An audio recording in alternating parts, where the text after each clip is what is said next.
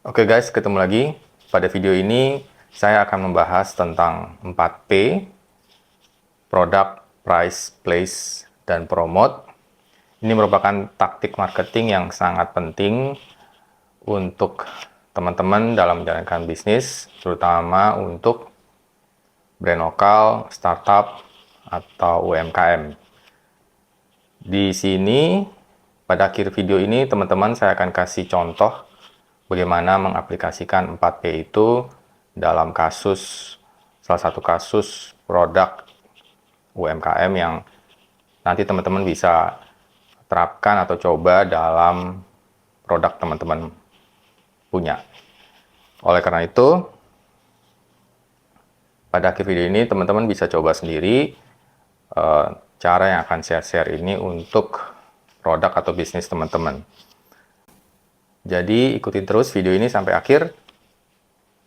Oke guys.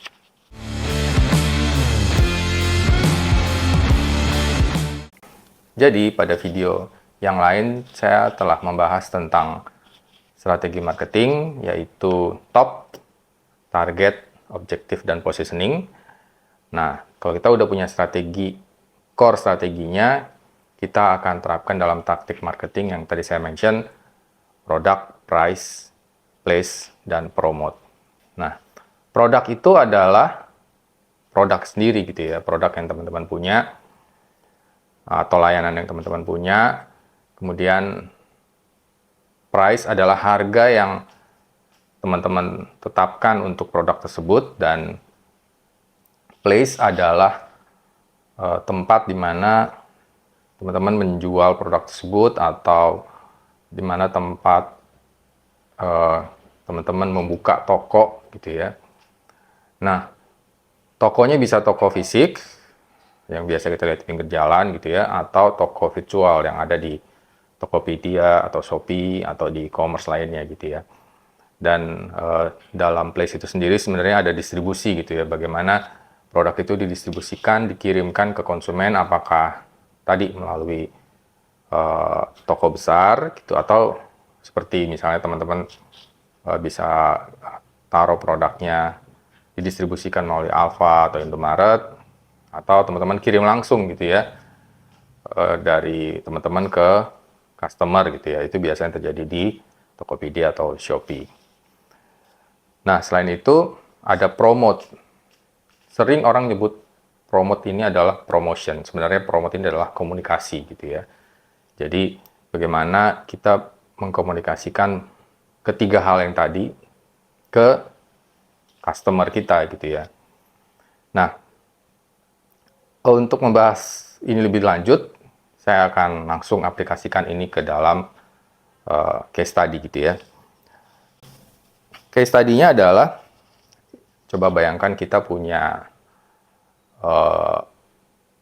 beauty clinic gitu ya. Ini kan cukup menjamur ya, beauty clinic.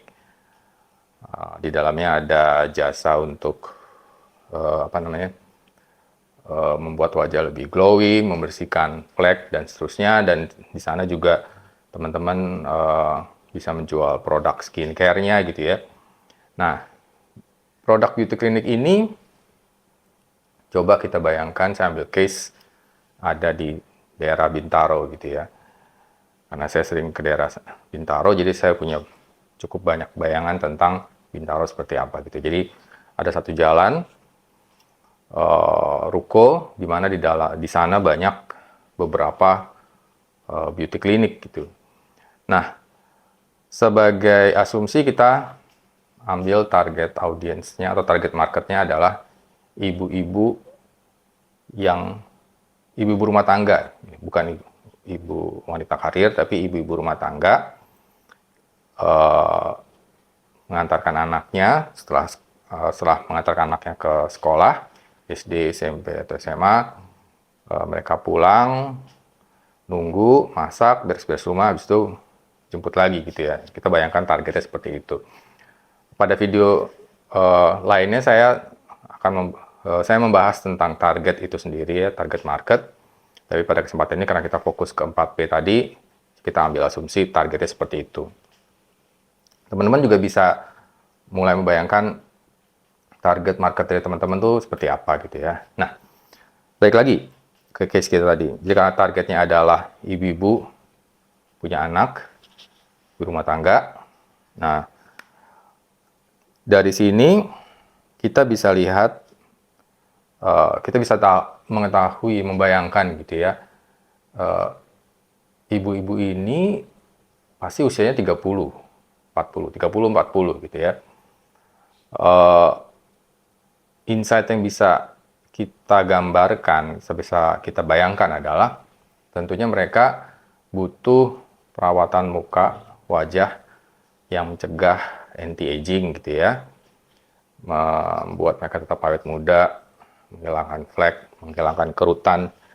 Nah, itu yang mereka inginkan gitu ya. Nah, berarti produk yang kita tawarkan harus sesuai dengan kebutuhan mereka gitu ya. Jadi produk kita harus ada treatment, jasa treatment untuk membuat mengurangi kerutan gitu, untuk menghilangkan flek. Nah, kemudian ada produk-produk yang bisa membuat glowing, produk yang bisa menjaga kulit wajah tetap kencang gitu ya. Nah, dari situ kita juga bisa membandingkan dari 4P tadi, kita bisa bandingkan dengan kompetitor kita yang di sebelah-sebelahnya gitu ya.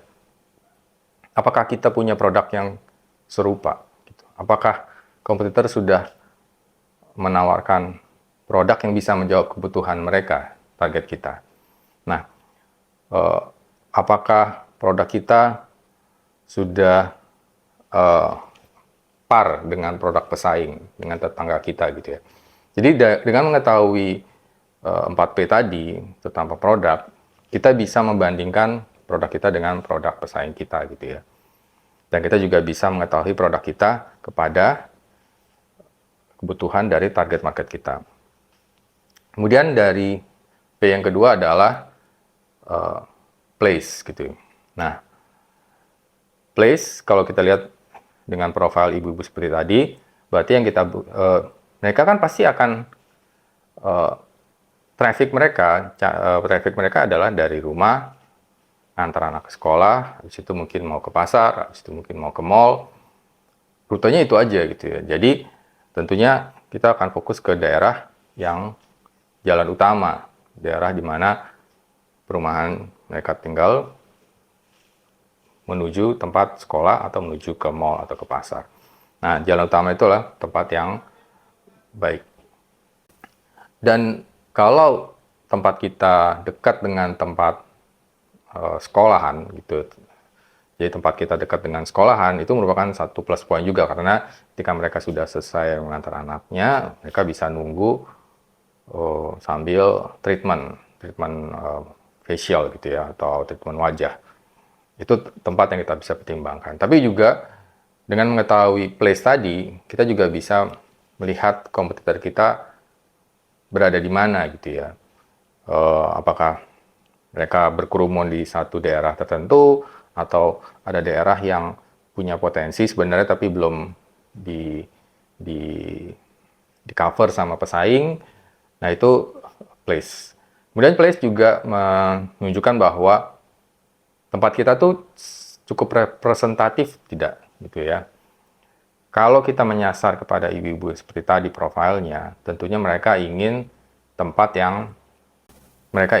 yang terlihat profesional gitu ya, yang nyaman, yang mudah dijangkau, parkirannya ada gitu ya.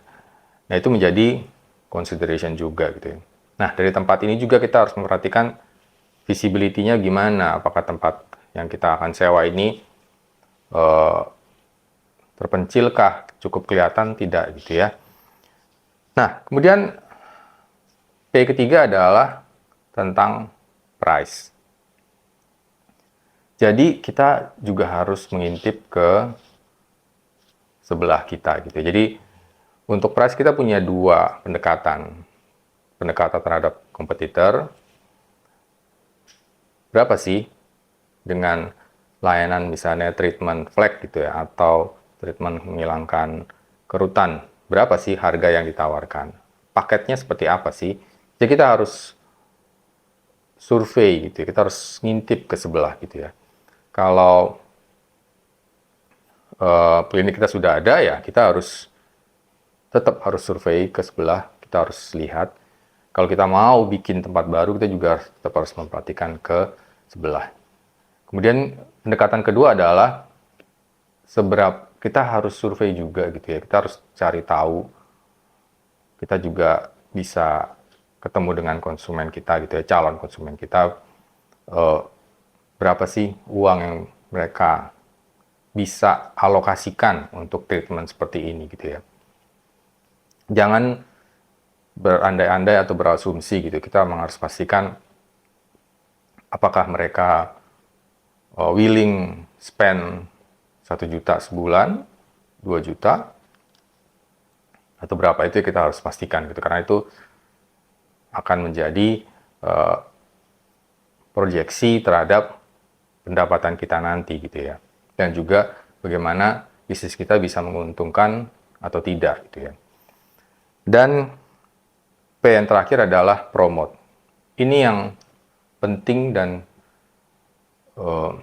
banyak juga yang suka lupa gitu ya. Jadi promote itu bukan promosi diskon gitu ya. Baru buka terus tiba-tiba diskon.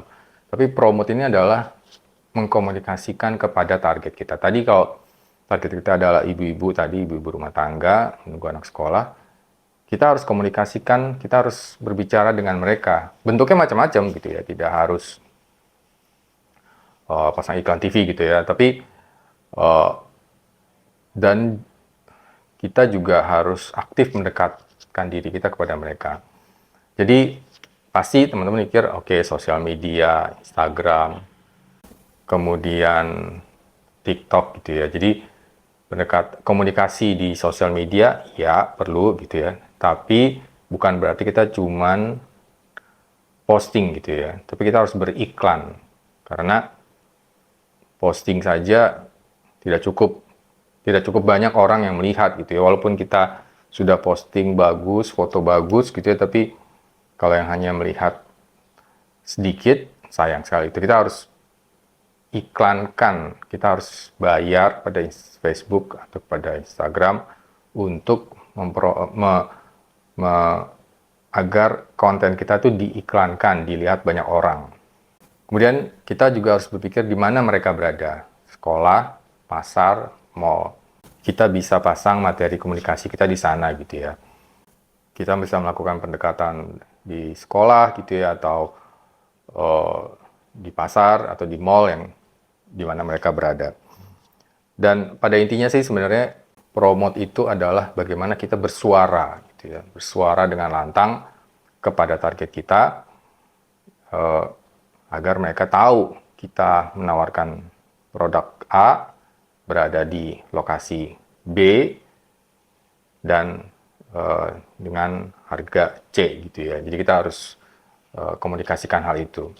Dan 4P ini idealnya harus berjalan seirama dan sejalan gitu ya. Jadi tidak bisa melupakan satu atau mementingkan yang lain gitu ya. Jadi keempatnya ini harus sinkron gitu ya, sehingga taktik marketing kita menjadi baik.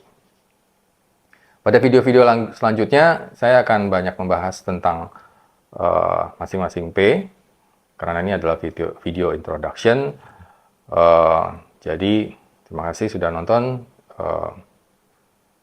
Please subscribe dan like dan share video ini ke teman-teman yang lain, karena kita sama-sama belajar, kita sama-sama mau membuat strategi marketing yang tepat, bagus, sehingga dari brand lokal, brand kecil, bisa menjadi brand market leader. Thank you guys for watching. See you.